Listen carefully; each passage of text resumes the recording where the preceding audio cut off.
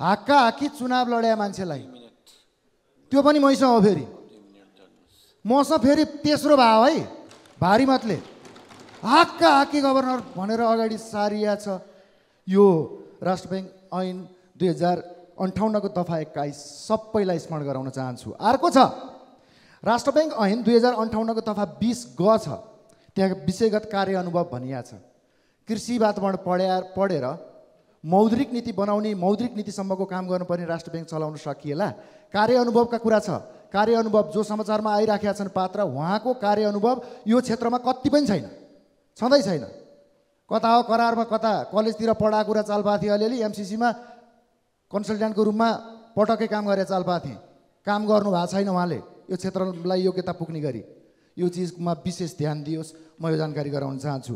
अर्को छ राष्ट्र ब्याङ्क ऐनको ब्याङ्क 2058 को दफा 20 उच्च नैतिक चरित्र भनिया छ। यो पो छ त रोचक त यो पो छ त अब के अरे सिफारिस समितिमा आफै बस्ने मान्छे भेटाइएन भनेर 3 महिना पछाडि आफै अगाडि यहाँ भन्दाको रोचकता अरू के होला।